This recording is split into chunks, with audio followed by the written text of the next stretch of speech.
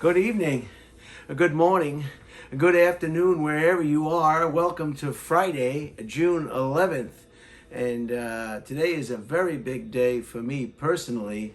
Today is a travel day. But before I get into some of the details about my upcoming travel, also I want to apologize if you can hear faintly in the background of this presentation some Indian music wafering or whiffering up the staircase of my rented room. That is KK and the Hacker. I don't think it would be proper for me to tell them to lower the music. After all, I am just renting a room. Anyway, today, some of the items of interest that happened today on June 11th. In 1927, Charles Lindbergh was given the Distinguished Flying Cross Award by President Calvin Coolidge.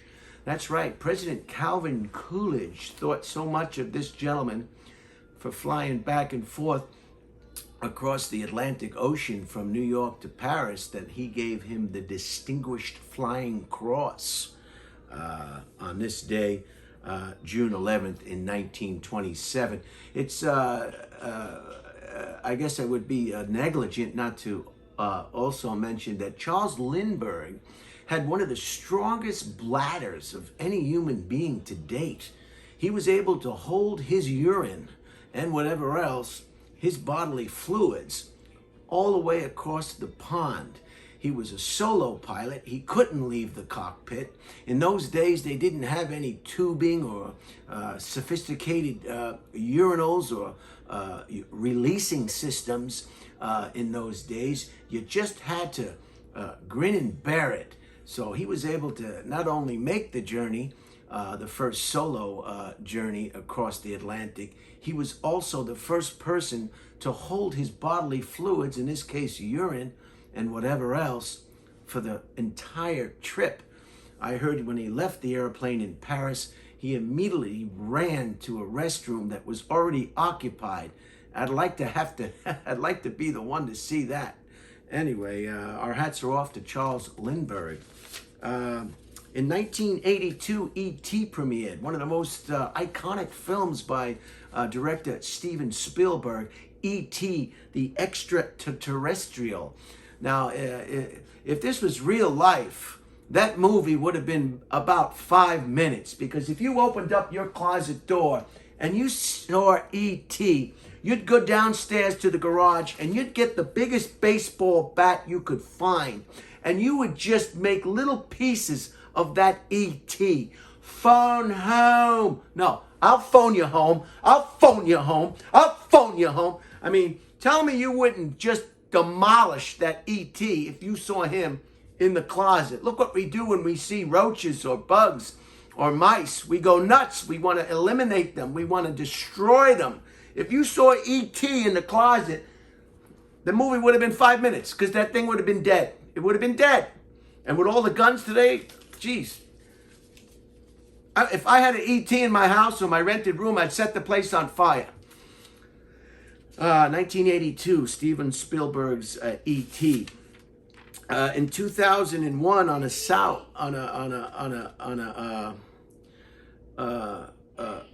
morose or a morbid, Timothy McVeigh was executed on this day in June 11th in 2001. He was executed for the bombing of the Oklahoma City bombing, federal building in Oklahoma City. The bombing happened on April 19th, 1995, and today's the day that he met his maker, the ultimate judge. And supposedly that was a payback for what happened in Waco with the Branch Davidians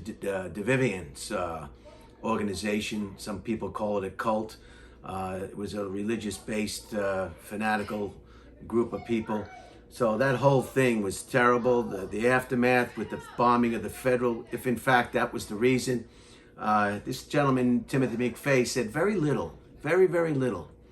He said some things that you probably can't even, you'd have to look up to see what he said on his exit speech or his exit statement. They really wanted to get rid of him as quickly as possible. and they did so with an execution on today's date. But the whole Waco thing, from start to finish, the way it was conducted, the way it was, it was just a textbook case of how not to handle a delicate situation like this. And of course, whenever there's guns involved, and egos and personalities and time frames and fatigue, things go south very, very quick. So that was a 2001 Timothy McVeigh. If there's a hell, I suppose he's probably got at least a studio apartment in hell, if not a one bedroom. And in 2002, American Idol debuted, and it's been on the air, I think, ever since 2002, American Idol. And I've never watched that show. I've heard about that show, but I've never been able to sit through that show. And that's some of the exciting items of interest that happened on this day. So today I'm going to fly from Austin, Texas, back to Los Angeles, California, before I fly on to New York for my niece Sarah's wedding. It's the first marriage for both Sarah and her husband-to-be, fiancé, Tom. So I'm looking forward to that. If it's anything like the wedding of her sister, Samantha, we're in for a feed bag. They had it, it'll be out on Long Island. They had food before you got there. Smorgasbord like you couldn't believe. That was before you entered the dining hall and the dance hall. And then another food came out. Then they had all sorts of food, the whole thing. And then when you were leaving, they had pizzas that you could eat on the way out. It was just first class, 100%. Unbelievable. So I'm looking forward to that. So I'm going to fly today. My flight leaves at 8 p.m. I'm very excited. I'm kind of sorry to see that I'm going to have to leave Austin, Texas for a little bit of time. But so I've got my vaccination card. I will not go anywhere without this. This will prove that I have been successfully vaccinated. I always keep the laminated copy. I will definitely have my mask. Did I forget? Geez, I always forget to time this thing. I'll always have my mask. It's a requirement to have your mask on when you fly, and inside the airport as well. I have my mask. I have my earplugs for noisy family members and children and infants. Get yourself a pair of these earplugs if you don't already own them. It is a necessity when you fly. I mean, it just makes the flight that much more comfortable. It really, really does, especially on takeoff. You know, you don't get that loud jet engine noise, causing you discomfort or just annoyance, And so I wouldn't go anywhere without the earplugs. What else do I have? And of course, the last thing is marshmallows. I never go anywhere without a bag of marshmallows. I love marshmallows. This is the jet puffed marshmallows. They changed the packaging, so you might not recognize the packaging.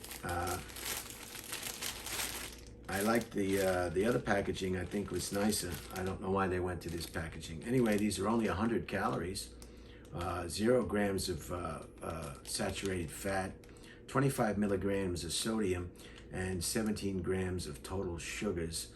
That's per 4 pieces.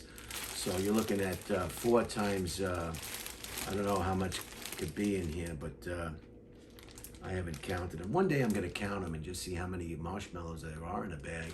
You can also get these marshmallows in the little tiny ones. They're good too. You can just throw them in your mouth, and it's just I just love marshmallows. So that's it.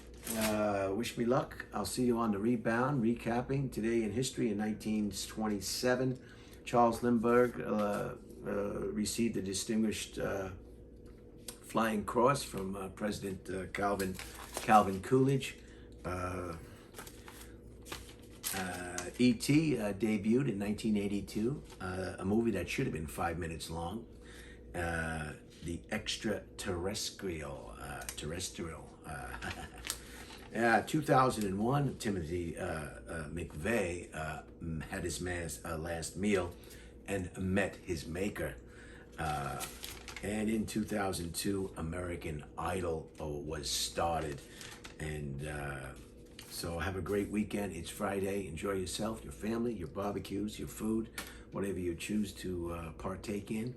And have a great, safe weekend.